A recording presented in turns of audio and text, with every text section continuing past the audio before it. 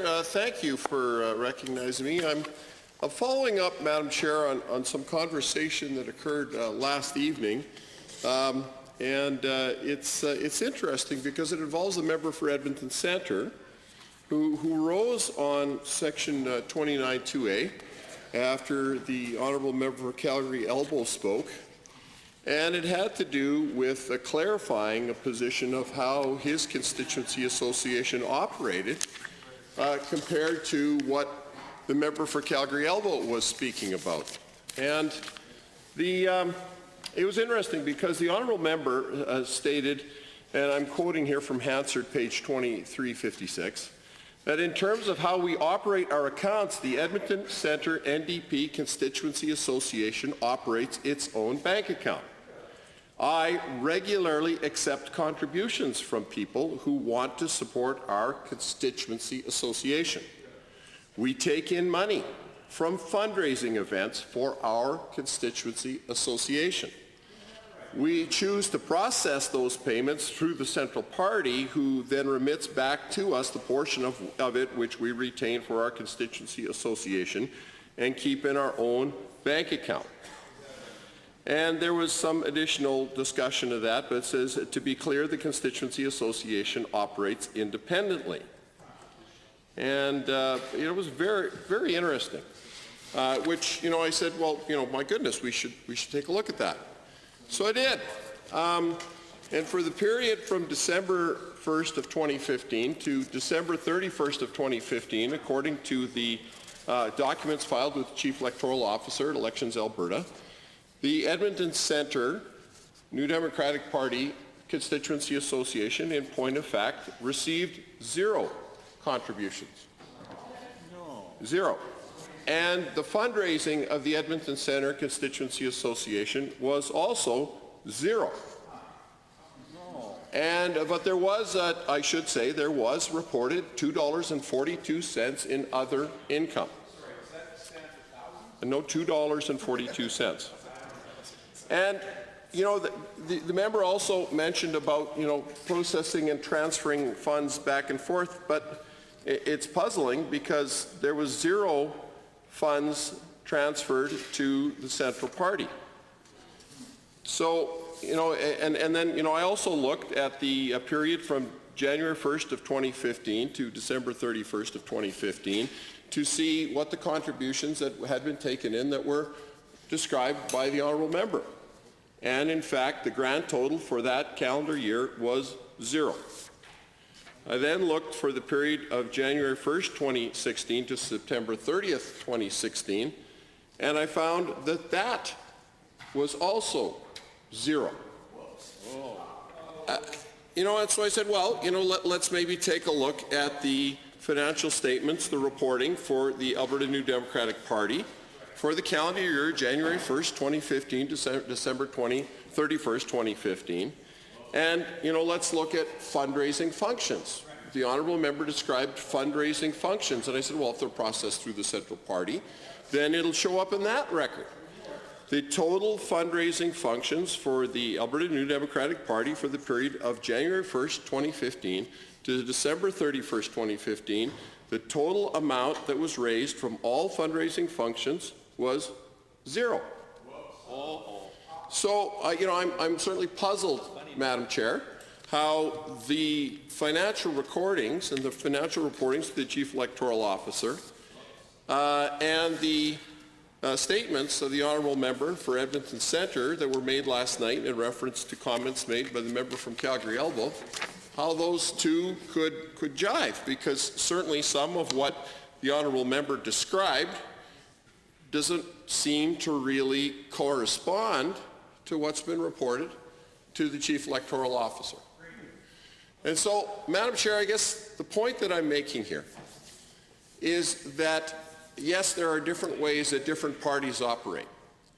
And it is most disconcerting to me, as a member who respects how different political parties operate, because there are certainly differences, that the current legislation is very clearly, in my view, being brought forward in such a way that it favors the operational model that exists within the Alberta New Democratic Party, the governing party, the party that currently has a majority in our legislature. And to have rules brought in that are very clearly in support of the model that is there, and then to have an honourable member indicate here in the Assembly that, oh no, it's different, that, oh no, we do fundraising at the constituency level, oh no, the fundraising goes through the central party, but to then in fact have that information not be corroborated by the official reporting that's been submitted to the Chief Electoral Officer is troubling. Now, Madam Chair, I want to say directly that I have a great deal of respect for the member for Edmonton Centre. He works very hard for his constituents. We've had many conversations on a number of subjects. We don't always necessarily agree. He's a sharp dresser. We don't always agree on a lot of policy matters. But I'm not doing this, Madam Chair, in any way to try to impugn his reputation. But I certainly would appreciate somebody providing some clarification as to how the comments that were made under 29.2a last night, which certainly, from what I am reading, and unless I'm misinterpreting things, what I am reading here and what has in fact been reported to the Chief Electoral Officer, I think most people would agree are quite different. Now, if there's perhaps been an error made, and these reports have to be amended in some ways to reflect what is actually happening and what was actually described by the honourable member, then, by all means, that should be done. Errors can be made. But I'm in fact concerned that, that there's some other issue or some other problem here. Now, earlier in debate this afternoon, I pointed out how a single person is the CFO, Chief Financial Officer, for 36 different NDP constituency associations. And fortunately for that individual, who would otherwise be a very, very busy person, fortunately for that individual, the amount of financial transactions that he has to keep track of is relatively small.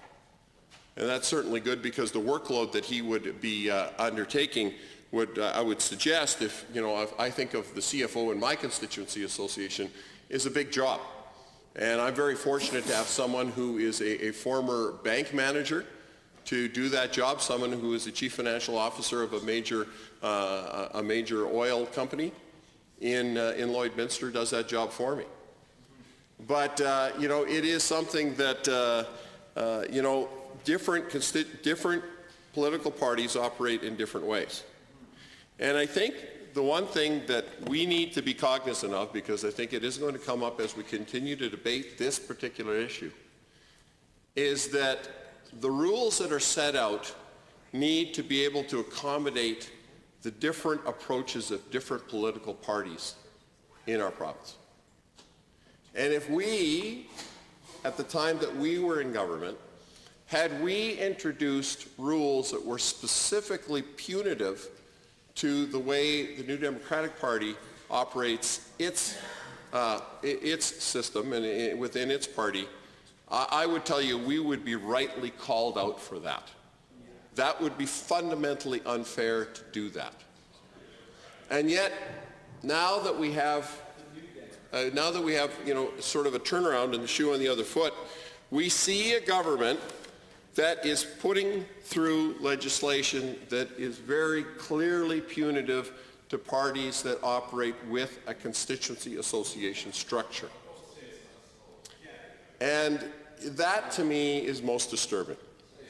And throughout the discussions that we had over the course of the summer at our committee, we pointed some of those differences out, and in some cases why those were punitive to parties that had a different structure and different function. And in some cases, those arguments were accepted and were thought of by the members on the committee, and I appreciated those thoughts. And I appreciated the fact that minds were changed. That happened more than a couple of times during the course of the committee, because in a committee structure we were able to have these kinds of discussions as to how different parties work. And we learned a little bit about, some of the different things that we do within our own constituency associations right across the board, and it was very instructive. But I, for one, am most concerned with the direction these amendments are headed. In many cases, these amendments are being turned down, with the exception of the last one, which is good. But the fact that amendments that are very specifically designed to repair inequities that have been brought as a result of this legislation, amendments that are designed to correct a situation where the committee's recommendations have been ignored by the legislation as it now sits, I can tell you is profoundly disappointing.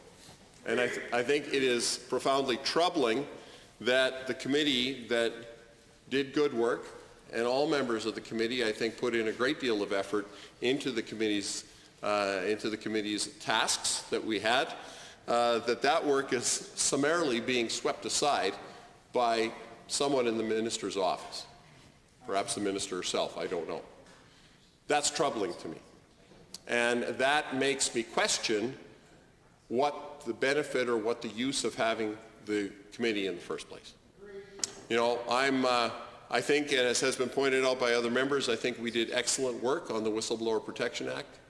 I think we will, once those recommendations are brought forward in terms of amendments to the legislation, I think they will strengthen the Whistleblower Protection Act, and that is a good thing. I think that's part of the job that the committee was tasked to do.